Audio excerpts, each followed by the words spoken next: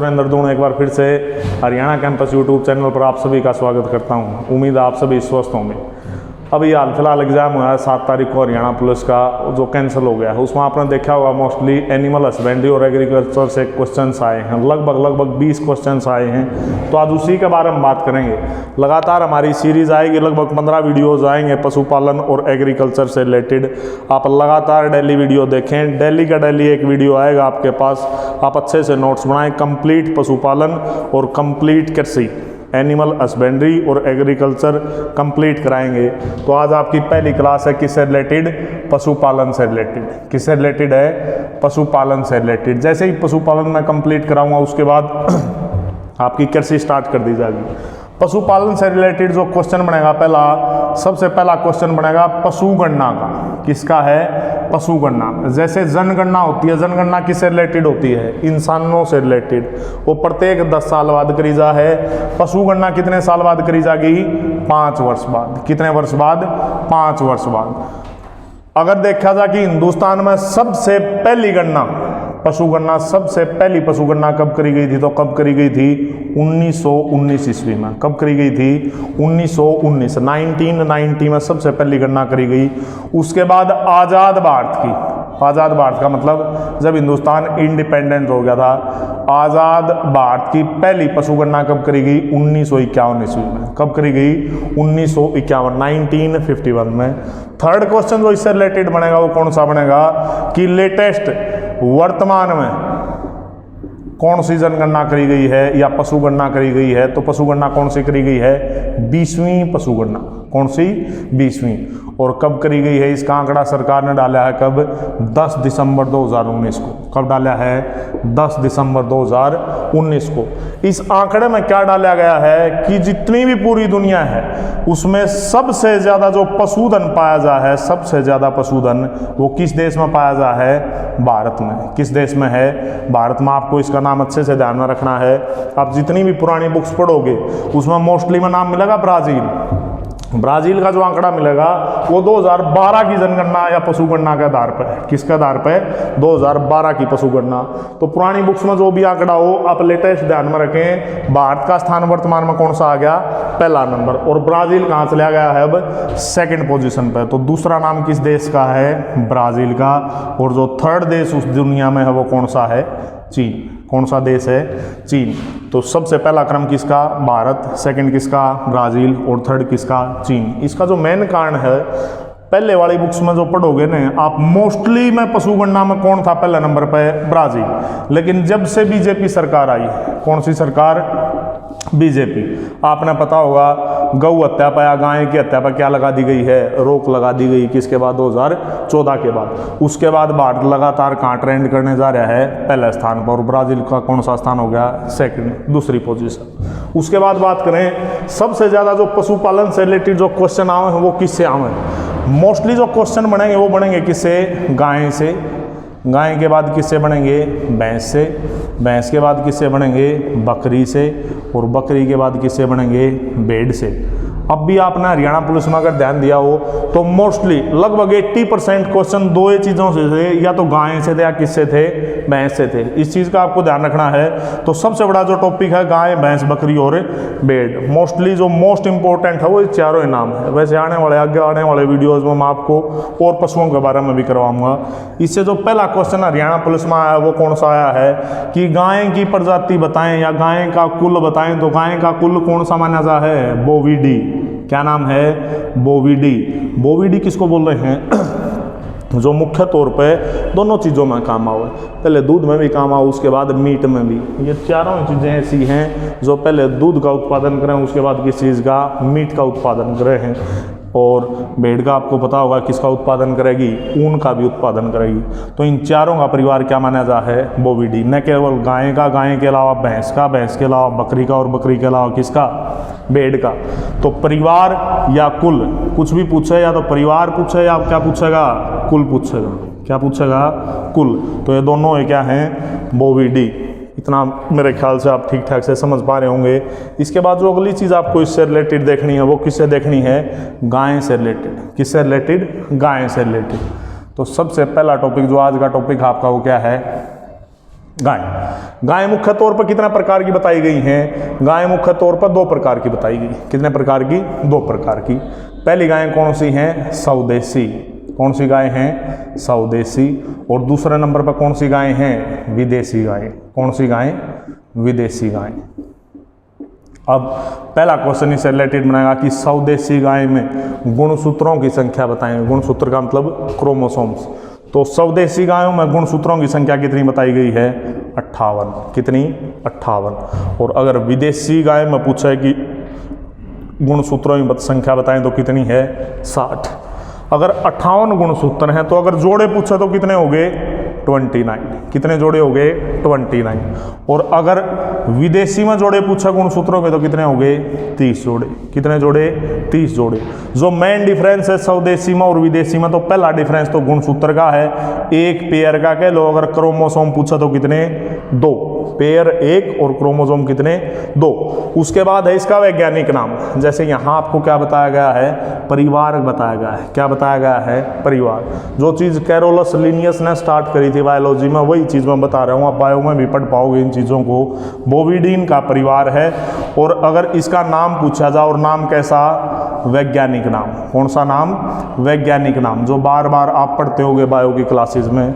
तो स्वदेशी गाय का जो वैज्ञानिक नाम है वो कौन सा है? बोस इंडिकस। क्या नाम है? बोस इंडिकस। और ये नाम है किसका? स्वदेशी गाय का। कौन सी गाय का? स्वदेशी गाय का। और अगर मैं विदेशी गाय के नाम की बात करूं तो इसका नाम क्या बोला जा है? बोस टोर्टस। क्या नाम है? बोस टोर्टस। तो 2 बेसिक के नाम आपको ध्यान में रखने हैं। स्वदेशी गाय को क्या बोल रहे हैं? बोस इंडिकस। और विदेशी को क्या बोल रहे हैं? बोस टोर्टस। मेरी उम्मीद है यहाँ तक आप समझ पा रहे होंगे।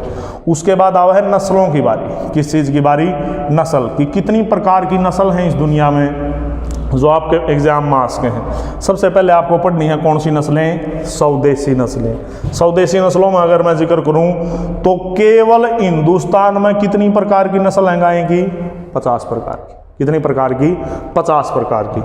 और ये जो 50 प्रकार की गायें हैं हिंदुस्तान में या नस्ल हैं हिंदुस्तान में, इनको हमेशा अलाउ कौन करेगा, मतलब मान्यता कौन देगा?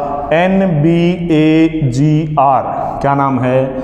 NBAGR। आपने बार बार पढ़ा होगा इसको हरियाणा जीके में। N से बना नेशनल, B से ब्यूरो, A से ऑफ एनिमल, G से जेनेटिक्स, R का मतलब है रिसोर्सेज।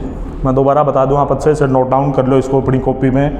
N का मतलब है नेशनल, B का मतलब है ब्यूरो, A का मतलब है ऑफ एनिमल्स, G का मतलब है जेनेटिक्स और R का मतलब क्या है? रिसोर्सेज। ये मान्यता प्रदान करेगा कि हिंदुस्तान में कितनी नस्लें हैं। इससे पुरानी अगर बुक्स में आप पढ़ोगे तो वहाँ भी मिलेंगी। कितनी नस्ल हैं? 27। लेकिन लेटेस्ट आंकड़ा बता रहा हूँ आपको, तो लेटेस्ट आंकड़ा कितना है? 50। तो उसको मान्यता कौन प्रदान करेगा? NBAGR। ये NBAGR है कहाँ पे? करनाल। कहाँ पे? करनाल। और करनाल कहाँ पर स्थित? आपने हरियाणा जीके में पढ़ा होगा। कहाँ पे है? हरियाणा में। और इस NBAGR की स्थापना कब करी गई थी? 1984 में। तो सिंपल क्वेश्चन अगर मैं आपसे पूछूं कि टोटल वर्तमान में स्वदेशी नस्ल कितनी है तो आप कितनी बता पाएंगे? 50। अगर मैं पूछूं पहले कितनी थी तो कितनी थी? 27। इनको मान्यता कौन देगा? NBAGR। वर्तमान में इसका मुख्यालय कहाँ है? करनाल। करनाल कहाँ में है? हरियाणा। और इसकी स्थापना करी गई थी कब? 1984 में। उम्मीद है यहाँ तक आप ठीक ठाक समझ पा रहे होंगे। इसके बाद जो आपको नाम याद रखने हैं वो किससे रखने हैं? स्वदेशी की नस्लों से।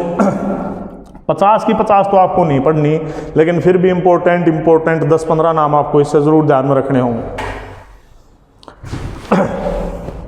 यहाँ तक तो आ रहे हैं जी, लिख तो दूँ ना मैं इसमें। सबसे पहली चीज़ जो आपको बेसिक इसमें नाम ध्यान में रखना है वो रखना है कौन सा? नागौरी। क्या नाम है? नागौरी। सेकंड जो आपको इसमें नाम ध्यान में रखना है वो कौन सा रखना है? कांकरेज। क्या नाम है? कांकरेज। कांकरेज के बाद जो अगला नाम आपको इससे बेसिक का ध्यान में रखना है वो कौन सा है? साहिवाल। क्या नाम है? साहिवाल। साहिवाल के अलावा जो पेपर मास्क है वो कौन सी आ सके है? थार पारकर। क्या नाम है? थार पारकर। थार पारकर के अलावा जो क्वेश्चन पेपर के पॉइंट ऑफ व्यू से अच्छी है वो कौन सी है? हरियाणा नस्ल। कौन सी नस्ल? हरियाणा।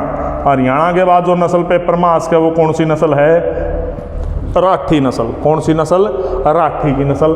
राठी के अलावा जो पेपर में आने लायक है वो कौन सी है? मेवाती। कौन सी नस्ल है? मेवाती नस्ल। तो मुख्य रूप से अगर मैं आपको नाम ठीक से बता पा रहा हूं तो पहली कौन सी? नागौरी। सेकंड कांकरेज। कांकरेज के बाद साहिवाल। साहिवाल के बाद थार पारकर। थार पारकर के बाद हरियाणा। हरियाणा के बाद राठी और राठी के बाद कौन सा है? मेवाती। ये जितनी भी नस्लें हैं इंपॉर्टेंट ये रिलेट करेंगी सारी किसके साथ? स्वदेशी नस्लों के साथ। मतलब ये सभी की सभी नस्ल कैसी हैं? भारतीय नस्ल। कैसी नस्ल है? भारतीय। और अगर मैं बात करूं विदेशी नस्लों के बारे में तो आपको केवल दो ही नस्ल पढ़नी है इसमें जो पेपर में आई है।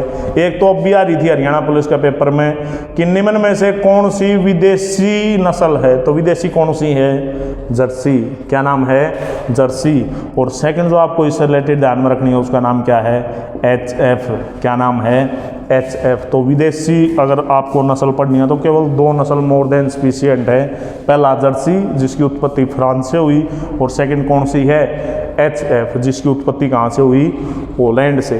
तो आज मेन सी इनके बारे में बात करेंगे। सबसे पहले बात करेंगे किसके बारे में? नागौरी के बारे में। किसके बारे में?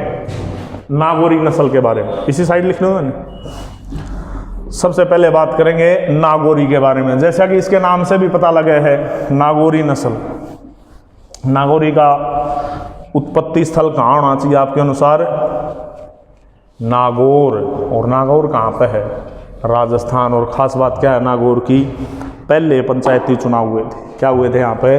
पहले पंचायती चुनाव। तो पहली नस्ल का नाम लिखा मैंने क्या? नागौरी। और इस नागौरी से जो क्वेश्चन बनेगा सबसे पहला क्वेश्चन क्या बनेगा? इसका उत्पत्ति स्थल। कौन सा स्थल? उत्पत्ति स्थल। मतलब कहाँ से शुरुआत हुई इस नागौरी की? तो कहाँ से बताओगे आप लोग? नागौर से। और नागौर कहाँ पे है? राजस्थान में। कहाँ पे है? राजस्थान। इसके अलावा जो नेशनल जीके से क्वेश्चन नागौर से बनेगा इसको भी बड़ा अच्छी तरीके से ध्यान में रखियो।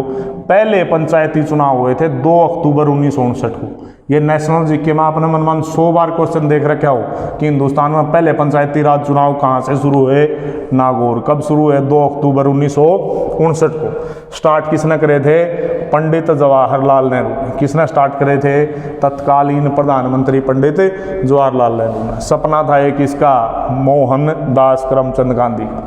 सेकंड जो इस पर आपने बात करनी है नागौरी नस्ल पे, हिंदुस्तान की स्पीड के मामले में। स्पीड का मतलब चाल के मामले में। चाल के मामले में दूसरी सबसे तेज नस्ल है। कौन सी नस्ल है? दूसरी सबसे तेज नस्ल।